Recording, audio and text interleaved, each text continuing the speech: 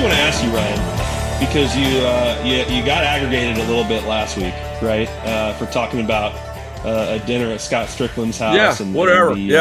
So all right, so I went on the Florida radio show and told this story that Paul Feinbaum and I have told. I saw Paul on Friday when we got to Georgia, and Paul's like, we've told that story on my show 10 times. I go, yeah. So clearly no one's listening to your show. All right, so the story is that, because I co-host a show on the SEC network, a lot of times when we go into towns, which by the way, we're going to Gainesville this weekend, so this will probably come up. We sometimes have these mandated dinners that we go to. And we had this dinner at Scott Strickland's house. I think Scott's a great guy and has done, catches a lot of arrows, but I think he's done a pretty good job. And just won the national title in basketball. Yeah, and at these dinners, there's always a lot of, very important people wearing Technicolor jackets with gray hair that, donate a lot of money. And this was the Texas A&M game, week 3. We'd been there weeks 1 and 3. They got hammered by Miami week 1. They were going to lose to A&M on week 3. And a lot of these boosters were coming up to us and saying, me and Paul, and saying, hey, just so you know, after we lose to A&M on Saturday, we'll have Lane Kiffin in here by the middle of October. Like, multiple people said it. And, of course, as we know now, yes, they lost to A&M. They didn't lose much the rest of the year, and Billy Napier turned it around. And so Paul and I, we had just told that story on his show the Friday before, and when we were talking about the Lane Kiffin thing. So that story was regurgitated by me, and because I thought everyone at this point had heard it, and so that caught some Twitter kindling. I woke up the next morning and everybody in Florida is texting me. I'm like, what are you talking about? And so, yes, the question was, do you think that would Lane Kiffin leave Ole Miss? I think Lane Kiffin would leave Ole Miss if Tuscaloosa called. People in Gainesville are convinced that if they call, he'll leave. And for folks that don't know, his ex-wife, Layla, who now lives in Oxford, and they're hanging out all the time, her dad was the legendary quarterbacks coach during the Steve Spurrier years. So there are ties to Florida. But I don't know that he'll leave Oxford because, as you saw on the doc, he's really happy. Like, why do you mess with happy? And so the Florida people don't want to hear that. And I look forward to going to Gainesville this weekend because all those people in the Technicolor jackets and the gray hairs probably waiting at the hotel to say that I blown the plane. That was in confidence. No, it wasn't. It was not in confidence. There were 400 people there. I bring it up to say, when you talk to personnel people in the sport, they still talk about Lane Kiffin to Florida as if it is some sort of foregone conclusion of like, yeah, that's going to happen, like, period.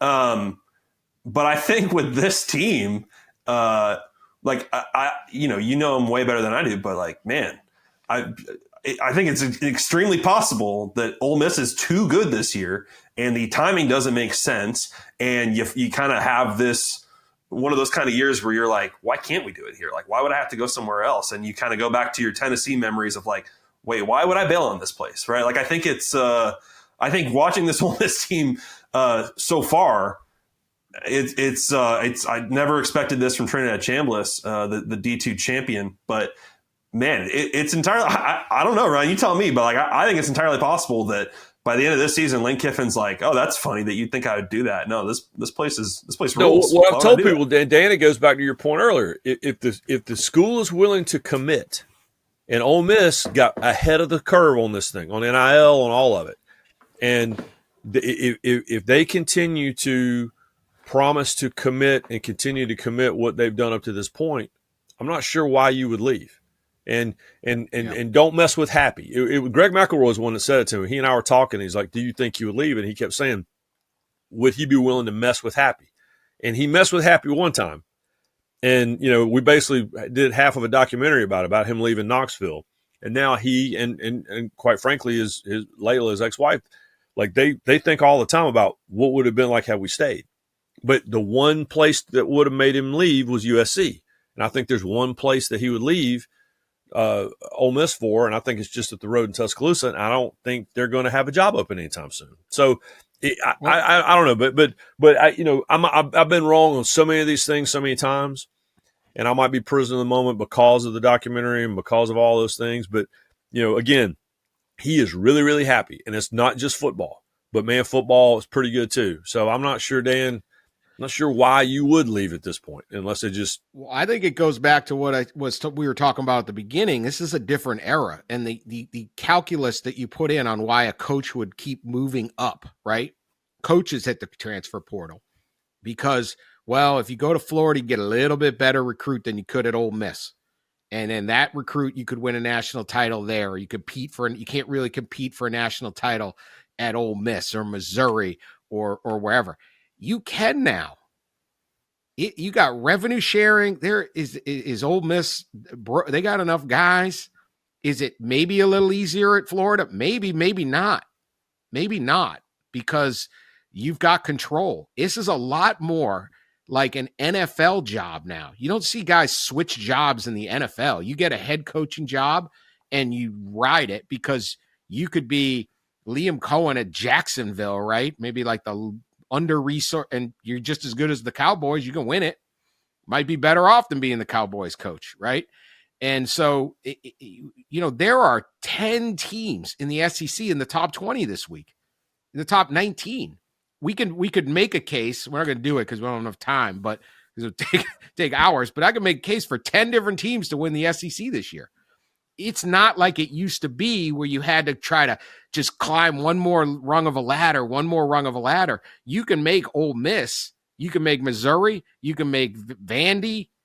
You can make all sorts of ones into something that can win it all. I feel the same way. I was arguing this last week about Kirk Cignetti. Everyone's like, well, he's going to leave Indiana. Why? Why is he going to leave Indiana? They're paying him $9 million. He's got boosters that can pay the other guys. He's got control. The school's going to full revenue share. Like, why has he got to leave Indiana? It doesn't mean you wouldn't maybe go if Ohio State or, like you said, some school that you really wanted. But this idea that you just got to jump because you're the coach, the only reason that stuff exists is you used to have to be good 30, 50, 80 years ago to be good now. Not anymore. It's an active dollar that you're spending on these players, and it's a lot more like the NFL where all these jobs can be great. And again, messing with Happy, right? And listen, I want to be clear about this. I love going to Gainesville. I'm excited to get into this weekend. I mean, it's the swamp is the swamp. I mean, it's awesome. But that job, it's like those pictures you see of presidents of the United States, what they look like on their first day on the job and what they look like when they left after 4 years or 8 years. They've aged 50 years. That job is really, really difficult. It damn near killed Urban Meyer to hear him talk about it, right?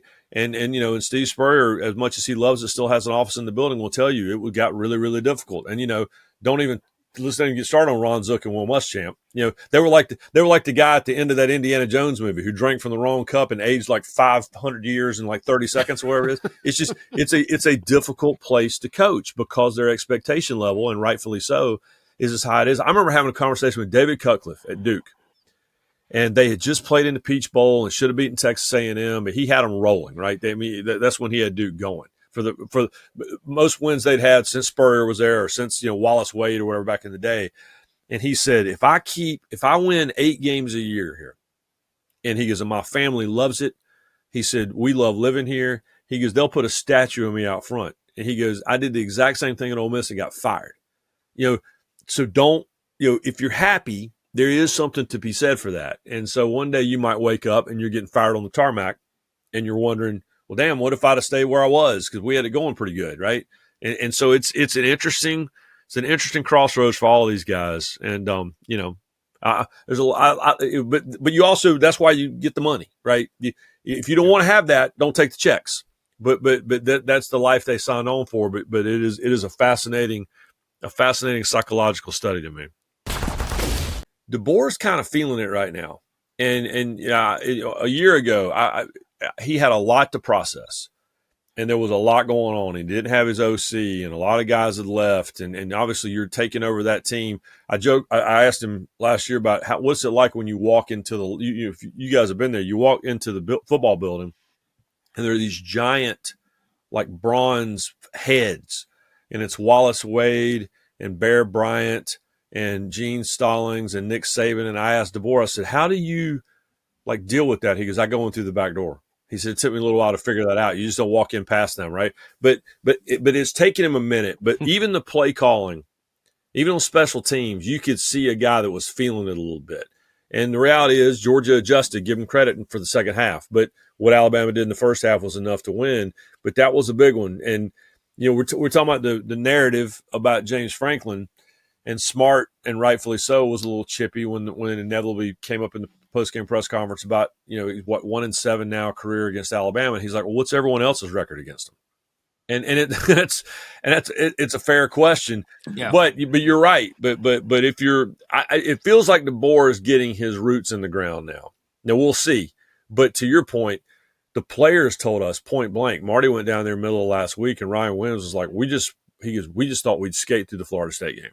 Like we just weren't. Yeah. He said the game plan was there. We as players weren't ready, and they were ready for Georgia on Saturday night. So you give them credit for that. But the schedule is what it is.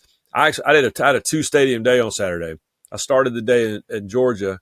I ended the night at South Carolina because my daughter's in school and I surprised her there for Parents Weekend or whatever. But that's going to be a really tough place to play when Alabama rolls in there a month from now. South Carolina's really, really good, when they want to be good. And so, there's no way they're not going to lose another game.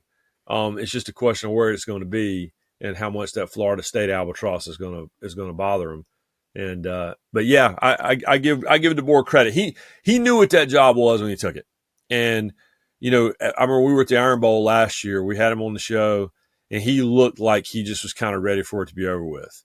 And he doesn't look like that anymore. Like he looks like he's energized, and they certainly played like it on Saturday. Yeah, I'll be curious to see here on Monday if Legend is calling into Feinbaum and saying, you know what, I'm coming around on this Kalen DeBoer guy. I don't think we don't necessarily have to get divorced. Like maybe we could let this kind of funny how that works. Kind of play out a little bit.